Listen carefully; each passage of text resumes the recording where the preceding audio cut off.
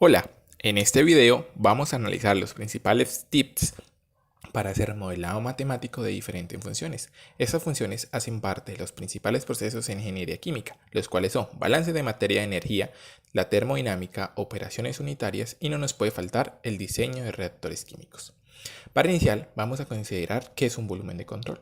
Un volumen de control es aquella representación de un proceso en el cual tenemos una masa entrante y una masa de salida. De esta manera se va a realizar un balance de masa. Igualmente, se considera que todo sistema o volumen de control tendrá una transferencia de calor, ya sea con el ambiente o con otro sistema. Entonces, en esta imagen vemos cómo es la representación gráfica para un volumen de control.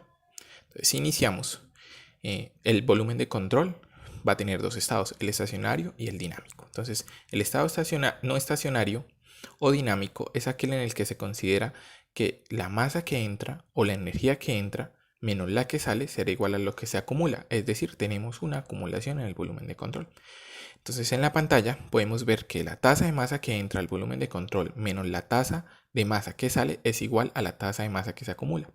Y si ahora tenemos en cuenta la ley de conservación de la energía, vemos que es muy similar. Tenemos que la tasa de energía que entra menos la tasa de energía que sale será igual a la tasa de energía que se acumula en el volumen de control. Estas dos balances se cumple la ley de conservación de masa y energía. Ahora, para estado estacionario o estable, lo que vamos a asumir es que no existe acumulación en el volumen de control. Lo que quiere decir que todo lo que entra va a ser todo lo que sale. Por lo cual, tenemos que la tasa de masa o energía que entra al volumen de control menos la tasa de masa o energía que sale de este volumen de control será igual a cero. Es importante mencionar que cuando hacemos balances por moles, se puede hacer en procesos sin reacción. Entonces, los modelos matemáticos se utilizan para determinar las funciones de transferencia que rigen un proceso. ¿Qué es una función de transferencia? Es aquella que relaciona la variable de salida del proceso con respecto a una variable de entrada. El modelo matemático consta de 4 partes y para llegar a una función de transferencia debemos seguir 3 pasos más. El primer paso es determinar todas las ecuaciones en estado no estacionario o dinámico de nuestro proceso. Segundo, linealizamos las funciones que sean necesarias, es decir, aquellas que tienen orden superior o radical o están en función de Euler. Tercero, determinamos las ecuaciones en estado estable o estacionario. ¿De cuáles? No de las primeras, sino de las que ya están linealizadas. Cuarto, vamos a restar las ecuaciones en estado estable de las ecuaciones en estado no estable o no estacionario. Quinto, obtenemos las variables en desviación. Sexto, vamos a llevar esas variables de desviación en términos de Laplace y finalmente vamos a obtener la función de transferencia que, como dije anteriormente, relaciona la variable de salida con respecto a la variable de entrada. Ahora, si tenemos este volumen de control en el cual flujo 1 y flujo 2 corresponden a flujos volumétricos y Q a la transferencia de calor con el ambiente, vamos a realizar el balance de masa y energía para este volumen de control. Entonces, iniciamos con el balance de masa. Vamos a hacerlo en estado no estacionario o dinámico.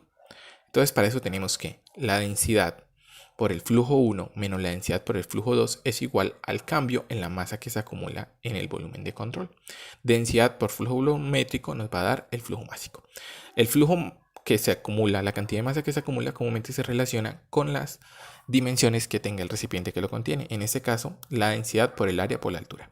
Comúnmente, el flujo 2 está relacionado con una válvula. Esta válvula, con la caída de presión y la función que rige el flujo, podemos determinar que está en función de un coeficiente de variación Cb' por la raíz de h de t.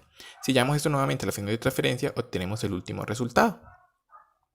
Ahora, si hacemos el balance de energía para el mismo proceso, vamos a obtener primero que era la energía que entra en nuestro sistema. Entonces, ¿eso a qué sería igual? A la densidad por el flujo 1 por el aporte energético de este flujo más el cambio de energía que existe con el ambiente, ya sea positivo o sea negativo. En ese caso lo vamos a considerar positivo. Menos el flujo de energía que sale, que sería muy similar al primero, eso es igual a la energía que se acumula, que es el cambio en la energía interna. Entonces vamos a considerar primero que H es igual a Cp por T y que el cambio en energía interna es Cv por T. De esta manera, si reemplazamos, obtenemos la última ecuación. Ahora vamos a considerar un sistema volumen de control con reacción. Para eso tenemos los flujos volumétricos, la concentración AI y la concentración Cv. En este caso vamos a decir que estamos a partir de A, producimos B. Entonces, si tenemos en cuenta el balance de masa en estado no estacionario o dinámico, tenemos primero que la masa que entra del componente y el reactor menos la masa que sale del componente y el reactor más la tasa de producción de ese componente será igual a la tasa de cambio en el componente y acumulado en el reactor. Mientras que para energía tenemos que la tasa de energía que entra al reactor menos la tasa de energía que sale menos la energía asociada con la reacción es igual a la tasa de cambio acumulada. La tasa de cambio asociada a la reacción depende si la reacción es exotérmica, sería negativo, y endotérmica sería positivo porque la necesitamos entrar. Entonces el balance de masa, ¿cómo sería? Sería el flujo por la concentración, nos daría un flujo másico, menos lo que sale, que teníamos de salida, un flujo por la concentración A, menos la masa que gastamos de A, sería el volumen por la reacción de A de T, sería igual al volumen por el cambio en la concentración de A en el tiempo. RA, que es la velocidad de reacción, la tenemos por medio de la ecuación de Arrhenius en factor de K sub 0 y de temperatura y de la concentración al cuadrado. Si reemplazamos, vamos a obtener la última ecuación, la cual vemos que la concentración final de A está estrictamente relacionada con la inicial y con la temperatura del sistema. Ahora, para nuestro balance de energía, vamos a considerar el siguiente.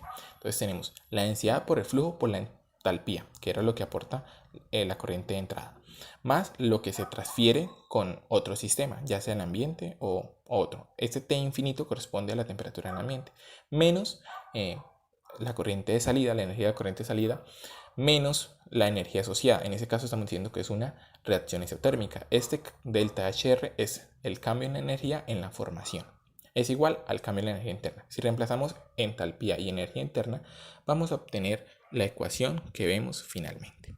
De esta manera, se finaliza el balance de energía y de masa, por lo cual son como los tips principales para cuando tenemos procesos para hallarles un modelado matemático.